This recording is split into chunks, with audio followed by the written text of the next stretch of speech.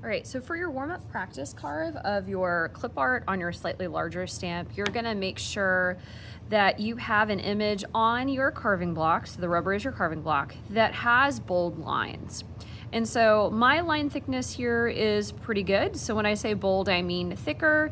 And so I've got most of my lines here for my clip art image are thick, and so I can go ahead and get started with my carving.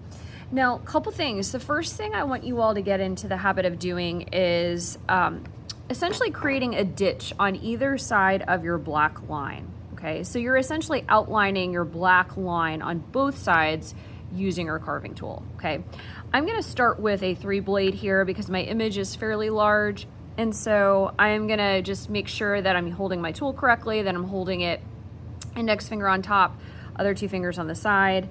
And what I'm going to start to do is outline both sides of my clip art line here. Okay. And so I'm going to start by just doing the overall outline here. Again, practice carving away from yourself. Okay. And I'm going to do that all the way around.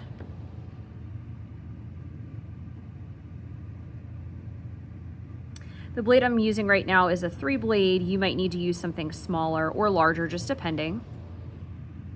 I think a 3 or a 2 would work really nicely for your overall outline on the outside.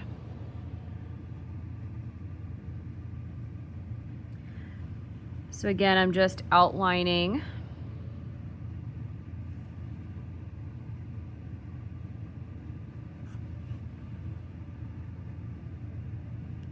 this.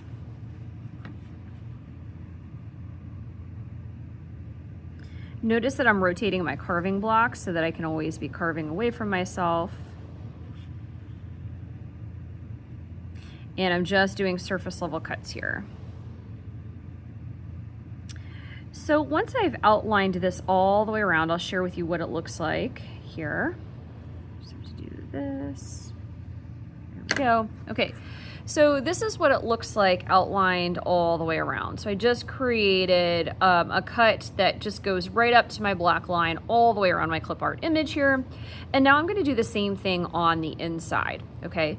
For the larger areas, like the larger spaces in here, I'm going to use this blade that I have, which is 3. And then I'm going to downgrade to probably a 2 and maybe even a 1 in these areas. Okay. 1 being the smallest blade.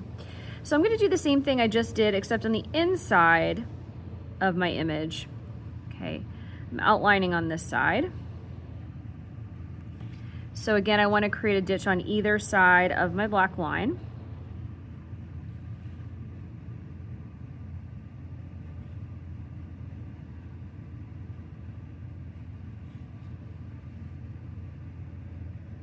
And the reason why we're doing this is because when we go to upgrade to a larger or smaller tool, creating a ditch on either side of your black line means that your line is protected, okay?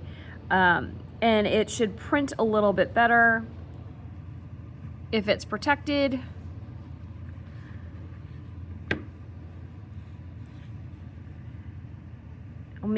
It'll make that line nice and neat and crisp when you go to print it.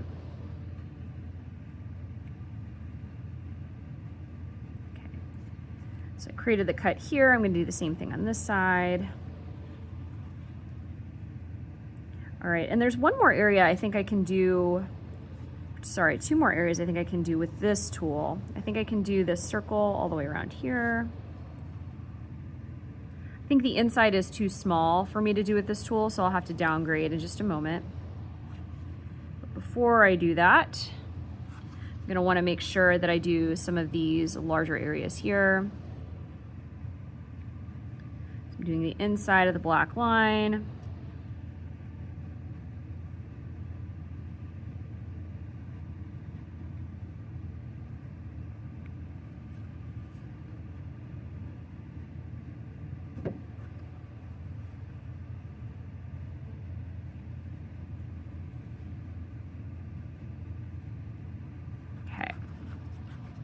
So this is pretty good. This is probably the most I can get with this tool.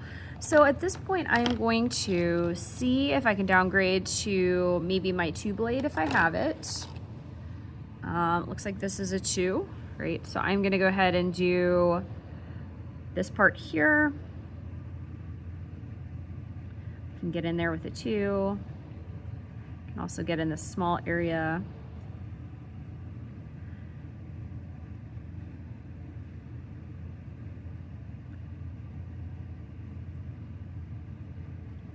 And then in here, you know what, in some of these areas here, I think it's so small I'm gonna have to downgrade to my 1 blade, okay? So I'm just trying to create these cuts on either side of that black line.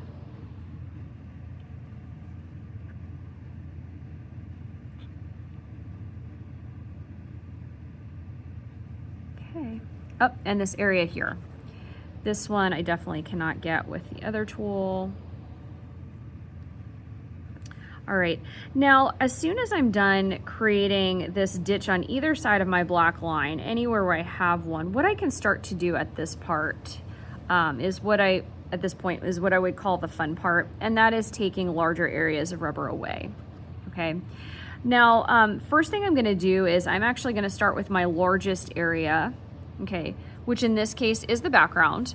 So just a really quick reminder, we want to preserve the black and take away the white, okay? And so I'm going to locate either a 4 or 5 blade, doesn't really matter too much.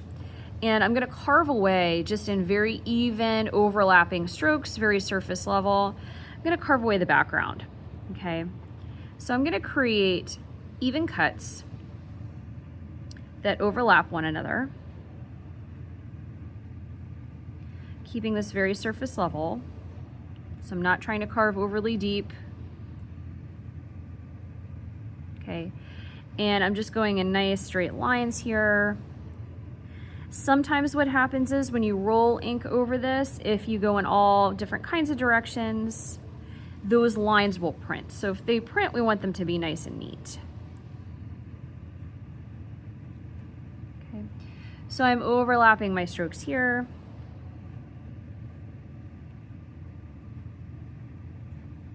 Taking away material. If you miss a spot, you can go back in and just overlap again.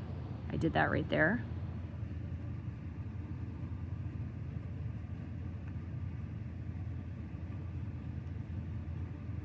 Right. And then this is what I have so far for the background. So you can see it's very surface level, strokes are overlapping. You can tell I missed a spot here. I can go back in and fix that. I can go ahead and trim this edge, etc. Okay. Now when you're working inside of the white areas here, this 5 blade is probably gonna be too large for, I would say, most of these areas. I might be able to do it in this area here, but not anywhere else. So I'll take away the large area first. Okay. And notice that that ditch prevented my tool from going any further. Okay, so that's the importance of creating those cuts on either side of your black line to start. It just kind of creates a little buffer.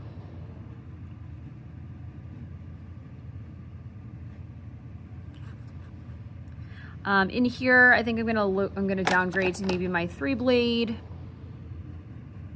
Get in here. There's some areas that are raised that I have not cut. In some cases, it'll be hard to go the same direction, and that's okay. We just want to keep most of our cuts in the same direction as much as possible. Okay.